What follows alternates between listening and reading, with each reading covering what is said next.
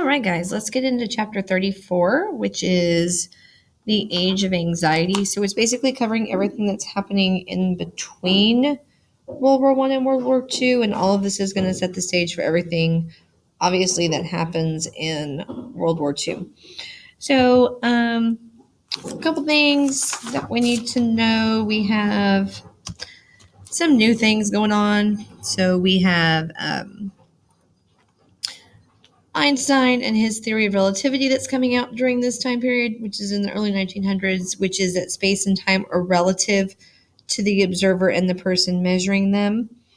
You get Heisenberg's uncertainty principle, which is this evil math physics stuff. And basically what that states is it's impossible to state both the position and the velocity of a subatomic particle at the same time. So basically this is like this big physics revolution that's going on, and a lot of our concepts that we have of physics come from the early 1900s. And then you have Freud, who's considered to be pretty much the father of psychology, who came up with psychoanalysis and was looking for psychological causes for mental illness and your conflict between your consciousness and your unconsciousness. So a lot of stuff that we think about when we do psychology, we think of Freud. So people who are in psych, y'all should be good with this. All right, then product of World War I is going to be the Great Depression, which pretty much happens in the 1920s.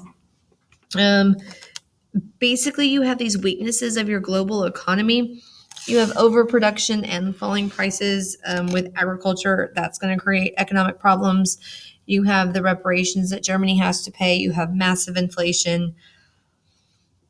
You're going to get depressions in Europe, Canada, the US, Argentina, Australia, so pretty much all over the place. And it's just this huge economic downturn. And when we look at places like Germany with their inflation, I mean, it's going to cost like $600 million to buy a loaf of bread, and that's you still have to pay back reparations. And it's going to result in bank failures, unemployment, price collapses, and then just pretty much the rise of fascist and totalitarian governments in Europe. But probably the biggest event of the Depression is going to be Black Thursday, which is in October of 1929. This is when you have the crash of the U.S. stock market. So, like I said, Black Thursday. Where are my notes?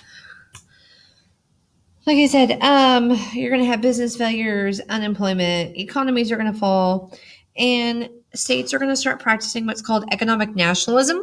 So know that, economic nationalism, where you're going to try to start buying your own products and supporting your own people as opposed to buying things from international corporations that were placing high tariffs and import quotas, and you're trying to make yourself more economically self-sufficient. Here in the U.S., you have FDR, who is creating the New Deal policy, where he's going to protect the banking system and establish minimum wage, Social Security, all these wonderfully different things that you'll get to learn about in U.S. history next year. But his policies coupled with spending for World War II is what's going to get the U.S. out of the Depression and put us in a position of power to help us with the Cold War later on.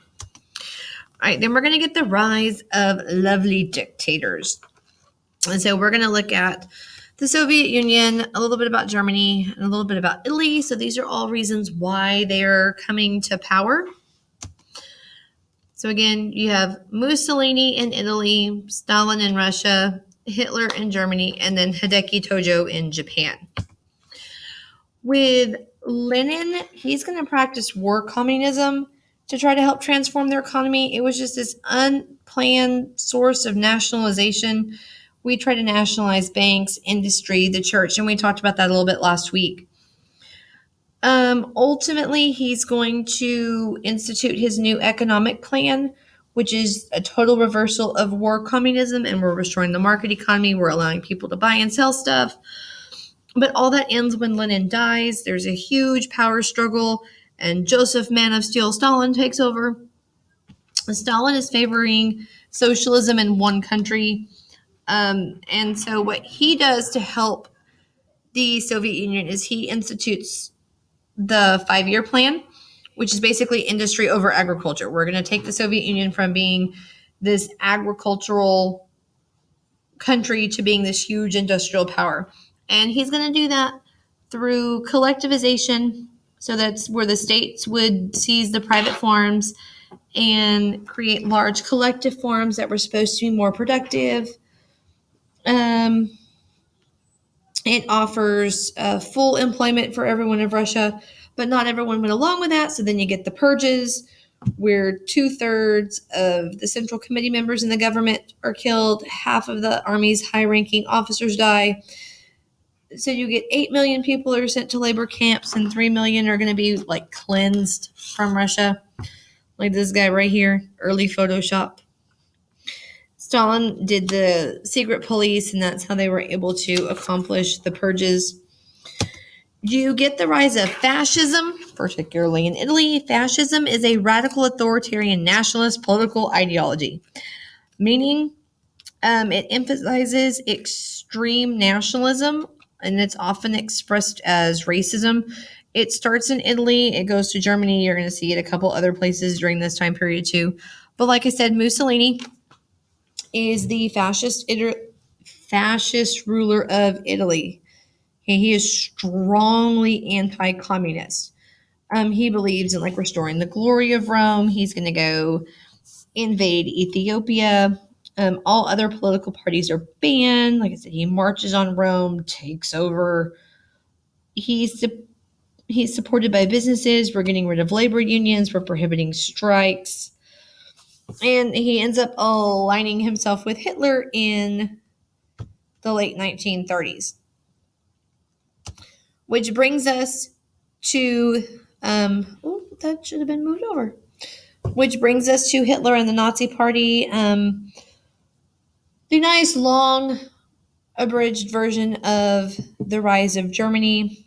By the 1930s, the Nazi Party, which is like the German Socialist Party, the National Social German Workers' Party, became the largest party in the German parliament. And as such, Hitler was given the position of chancellor in 1933 to kind of like help appease the Nazis in the government. And so that's when he's going to start rapidly consolidating all his power.